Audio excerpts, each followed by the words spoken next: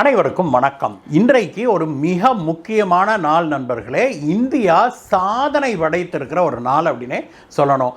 India படைத்திருக்கிற அந்த சாதனை என்ன, அந்த சாதனையுடைய பலன் ஒவ்வொரு இந்தியனையும் வந்து சேரும். குறிப்பாக தமிழகத்தில், அதுவும் சென்னை பகுதியிலையோ அல்லது இந்த கொங்குநாடு பகுதியிலையோ இருந்தீங்கன்னா உங்களுக்கு வந்து உடனடியாக இதனுடைய பலன் கிடைக்கும் அப்படிங்கிறதான் உண்மை.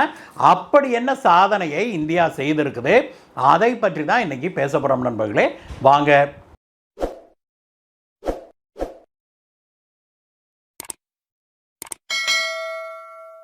இன்றைய தினம் சரித்திரத்தில் தங்க எழுத்துக்களால் பொறிக்கப்பட வேண்டிய ஒரு தினமாக மாறி இருக்குது நண்பர்களே. அது என்ன அப்படின்னா, இந்தியாவுக்கும் இங்கிலாந்துக்குமான ஃப்ரீ ட்ரேட் அக்ரிமெண்ட் நடைமுறைக்கு வந்திருக்கிறது இன்றைய தினம் முதலாக. இந்த ஃப்ரீ ட்ரேட் அக்ரிமெண்ட்டு அவ்வளோ முக்கியமாக சார், அப்படி என்ன பலன் இதில் இருக்குது அப்படின்னா, நம் அனைவருமே ஒவ்வொரு இந்தியனும் இதில் பலனடைய போகிறாங்க அப்படிங்கிறதான் உண்மை. இதில் நாம் தெரிஞ்சு கொள்ள வேண்டியது என்ன அப்படின்னா, ஃப்ரீ ட்ரேட் அக்ரிமெண்ட் அப்படிங்கும் போதே உங்களுக்கு தெரியும், இந்தியாவிலேருந்து இங்கிலாந்துக்கு ஏற்றுமதி ஆகிற சரக்குகளுக்கு யூகே வந்து இங்கிலாந்து வந்து அதற்கு வரி விலக்கு அளிக்குது. அதே போல் நாமும் வந்து இங்கிலாந்துலேருந்து வருகிற பொருட்களுக்கு செய்ய போகிறோம். இந்தியாவிலேருந்து இங்கிலாந்துக்கு போகிற பொருட்களில் 97% பொருட்களுக்கு ஜீரோ டாரிஃப், வரியே கிடையாது அப்படிங்கிறதான் இன்னையிலிருந்து நடைமுறைக்கு வந்திருக்கிற ஒரு அசாத்தியமான விஷயம். அதே போல் இங்கிலாந்திலிருந்து இங்கே வருகிற பொருட்களுக்கு இப்பொழுது 60% பொருட்களுக்கு நம்ம வரி விலக்கு கொடுத்துருக்குறோம். இது படிப்படியாக இன்க்ரீஸ் பண்ணி அடுத்த 5 ஆண்டுகளுக்குள்ளாக 90% பொருட்கள் வரைக்கும் கொண்டு வர்றோம். இங்கிலாந்து உடனடியாக நமக்கு வரி விலக்கு கொடுத்துருக்குது, ஆனால் இந்தியா வந்து படிப்படியாக தான் கொடுப்போம் அப்படின்னு ஒப்புக்கொண்டிருக்கோம். அதற்கு காரணம் என்னென்னா, இங்கிலாந்து ஒரு வசதி படைத்த நாடு. அவங்களுக்கு வந்து ஆல்ரெடி அவங்களுடைய வருவாய் மிகப்பெரிய அளவில் இருக்குது. அவங்களுடைய இண்டஸ்ட்ரீஸ் டெக்னாலஜி வகையில் பார்த்தோம்னா அட்வான்ஸ் டெக்னாலஜியாக இருப்பாங்க, மாஸ் ப்ரொடியூஸ் பண்ண முடியும். அதனால் பொருட்களை குறைந்த விலையில் அவங்களால தயாரிக்க முடியும்.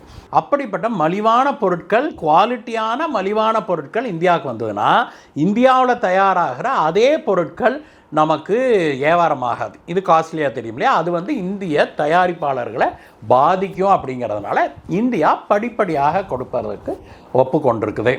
இந்தியா வந்து இதில் என்னெல்லாம் பெனிஃபிட் அடையுது அப்படின்னு பார்த்தோம்னா, மிக முக்கியமாக லெதர் ப்ராடக்ட்ஸு, டெக்ஸ்டைல்ஸு. அதனால தான் நான் சொன்னேன், சென்னையை சுற்றி இருக்கிற லெதர் நிறுவனங்கள் மற்றும் கொங்குநாடு பெல்ட் முழுக்க இருக்கிற டெக்ஸ்டைல் நிறுவனங்கள், இவையெல்லாம் வந்து இன்றையிலேருந்தே உடனடியான பலனை அவங்க அனுபவிக்க போகிறாங்க.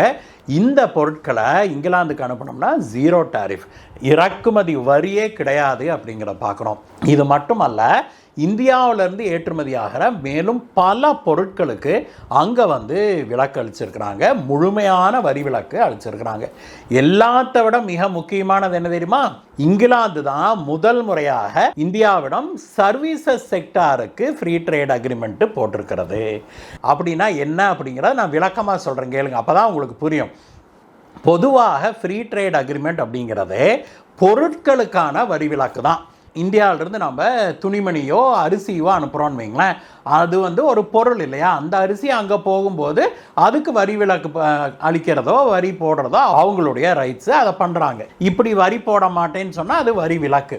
இத்தனை காலமாக இப்படி பொருட்களுடைய ஏற்றுமதி இறக்குமதிக்கு தான் இந்த வரி பற்றியே பேசியிருக்கிறாங்க. ஆனால் 2014 பிரதமர் மோடி அவர்கள் பிரதமரான பிறகு இந்தியா தன்னுடைய பாலிசியவே மாற்றி அமைக்கிறாங்க.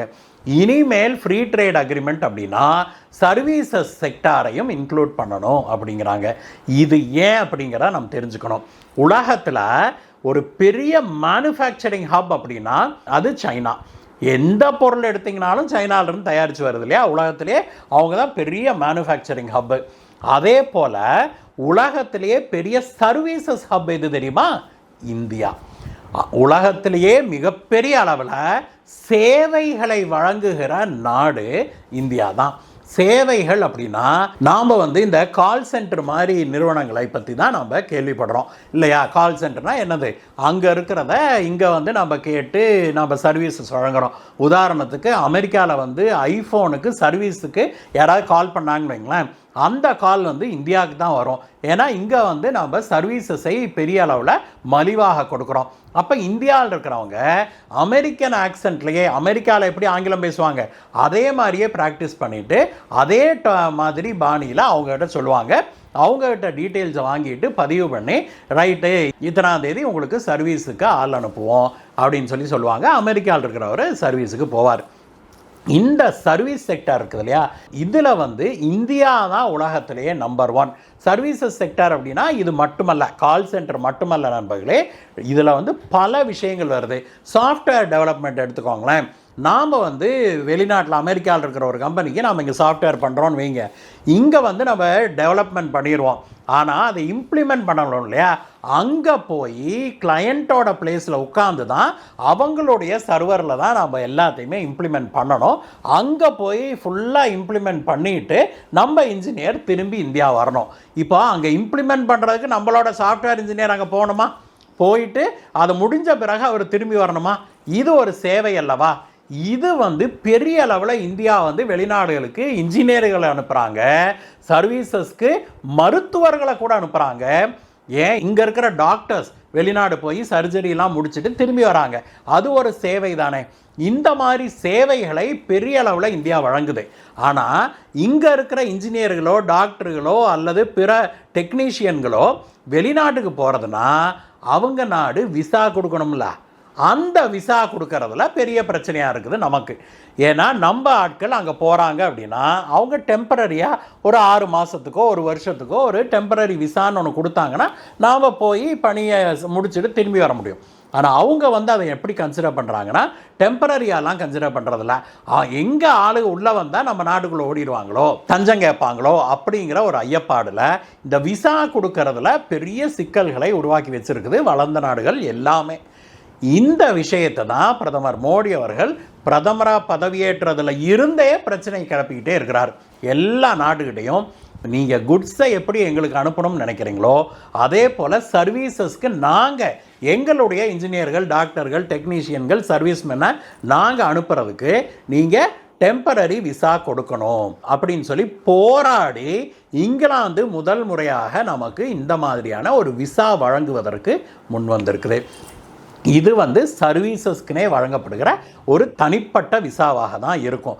இப்போ இங்கேருந்து ஒரு சாஃப்ட்வேர் கம்பெனிக்கு போய் அங்கே இம்ப்ளிமெண்ட் பண்ணிட்டு நம்ம வரணும்னா 3 மாதத்துக்கோ 6 மாதத்துக்கோ அவங்க வந்து நமக்கு விசா கொடுப்பாங்க. நம்மளுடைய இன்ஜினியர் அங்கே போயிட்டு வருவார். இந்த விசா ப்ராசஸை எளிமையாக்கி இருக்கிறாங்க. அப்ளை பண்ணால் நமக்கு 6 மாதம் வெயிட் பண்ணால் பிரயோஜனமே இல்லையே, உடனடியாக விசா கொடுக்க வேணும், அது டெம்பரரி விசா கொடுங்கன்னு சொல்லி போராடி நாம் உரிமையை பெற்று இருக்கிறோம் அப்படிங்கிறதான் உண்மை. இதற்கு இங்கிலாந்து ஒத்துக்கொண்டதுனால இந்தியாவுடைய சர்வீசஸ் செக்டாருக்கு இது மிகப்பெரிய பூஸ்டாக அமையப்போகுதுங்கிறது தான் உண்மை. அது மட்டும் இல்லை, இங்கேருந்து போய் இங்கிலாந்தில் பணியாற்றுறாங்க இல்லையா, அவங்களுக்கு உடனடியாக நேஷனல் இன்சூரன்ஸுக்கு பணம் கட்டணும் அப்படின்னு ஒரு உத்தரவு இருக்குது. அதாவது நாம் இங்கே ப்ராவிடென்ட் ஃபண்ட்லாம் பிடிக்கிறோம்ல, அந்த மாதிரி நேஷ்னல் இன்சூரன்ஸுக்கு அவங்க கட்டணுங்கிறது விதி. அது ஒரு கணிசமான தொகை வரும், ஒவ்வொருத்தருடைய சம்பளத்துலேயும் அதை பிடிச்சிருவாங்க மாதம் மாதம். ஆனால் இந்த அக்ரிமெண்ட்டின் படி இங்கிலாந்து என்ன ஒப்புக்கொண்டிருக்குதுன்னா முதல் 5 வருடங்களுக்கு இந்த நேஷ்னல் இன்சூரன்ஸ் கான்ட்ரிபியூஷன் இவங்க கொடுக்க வேண்டாம், இந்த இன்சூரன்ஸ் பணத்தை நாங்கள் சம்பளத்திலேருந்து பிடிக்க மாட்டோம் அப்படின்னு சொல்லியிருக்கிறாங்க. அதனால் நாம் இனிமேல் அங்கே படிக்க போனாலோ வேலைக்கு போனாலோ நாம் வந்து 5 வருடங்களுக்கு அந்த இன்சூரன்ஸ் தொகையை கட்ட வேண்டியதில்லை, அந்த பணம் நமக்கு மிச்சம். இது ஒரு பெரிய சேவிங்ஸ் அப்படிங்கிறதா உண்மை. அப்போ டெம்பரரியாக ஒருத்தர் வந்து 6 மாதம் 1 வருஷத்துக்கு ஒரு சர்வீஸுக்கு போகிறாருன்னா நாம் சம்பாதிக்கிற காசை முழுசாக நாம் ஊருக்கு கொண்டு வர முடியும். இது வந்து ஒரு மிகப்பெரிய ஒரு புரட்சியாகவே பார்க்கப்படுது நண்பர்களே. ஏன்னா வேறு எந்த நாடுமே சர்வீசஸை ஃப்ரீ ட்ரேட் அக்ரிமெண்ட்டுக்குள்ளே கொண்டு வருவதற்கு ஒப்புக்கொள்ளவே மாட்டேங்குது. இந்தியா வந்து இப்பொழுது போராடி இங்கிலாந்துக்கிட்ட இந்த சலுகையை பெற்றிருக்குது. இதே விஷயத்துக்காக இப்பொழுது அமெரிக்கா கிட்டையும் போராடிட்டு இருக்குது அப்படிங்கிற பார்க்குறோம். ஆஸ்திரேலியா கிட்டையும் இதை பேசி இருக்குது இந்தியா. ஆஸ்திரேலியாவும் இதற்கு சம்மதம் கொடுத்துருக்குது அப்படிங்கிறத நாம் இங்கே தெரிவிச்சுக்க வேணும். இப்படி கண்ணுக்கு தெரியாமலே பல விஷயங்களை நாமெல்லாம் நினைக்க கூட மாட்டோம், அப்படிப்பட்ட பல விஷயங்களை செய்து கொண்டிருக்கிறாங்க பிரதமர் மோடி அவர்களுடைய ஆட்சியில் அப்படிங்கிறதான் உண்மை. அதனால் இந்த ஃப்ரீ ட்ரேட் அக்ரிமெண்ட் மூலமாக ஒவ்வொரு இந்தியனுக்கும் ஒரு பெரிய பூஸ்ட் கிடைக்க போகுது அப்படிங்கிறதான் உண்மை. அதே போல் இங்கிலாந்துலேருந்து இங்கே இறக்குமதி செய்கிறாங்க இல்லையா, நிறைய பொருட்கள், அது மதுபான பொருட்களாக இருக்கலாம், அது ஃபேமஸான ஸ்காட்ச் விஸ்கிலாம் இருக்குல்ல, அதுக்கெல்லாம் படிப்படியாக இனிமே வரிகளை குறைக்கிறோம் அப்படின்னு ஒப்புக்கொண்டிருக்குது. இங்கிலாந்துலேருந்து வருகிற சாக்லேட்டு போன்றவற்றுக்கு முழுமையான வரி விலக்கை கொடுக்குறாங்க. அதனால் இனிமேல் இம்போர்ட்டட் சாக்லேட்லாம் நமக்கு, இங்கிலாந்துலேருந்து வருகிற இம்போர்ட்டட் சாக்லேட்லாம் நமக்கு குறைந்த விலைக்கு கிடைக்கும் அப்படிங்கிறத நாம் இங்கே சந்தோஷமாக சொல்லிக்கிறோம் நண்பர்களே. எது எப்படி இருந்தாலும் நண்பர்களே, இந்த ஃப்ரீ ட்ரேட் அக்ரிமெண்ட் ஒரு சாதனையாகவே, ஒரு பெரும் புரட்சியாகவே பார்க்கப்படுது அப்படிங்கிறதா உண்மை. அதனால தான் நாம் தெளிவாகவே ஆரம்பத்திலேயே சொன்னோம், இந்த நாள் இந்தியாவுடைய சரித்திரத்தில் பொன் எழுத்துக்களால் பொறிக்கப்பட வேண்டிய ஒரு நாள் அப்படின்னு.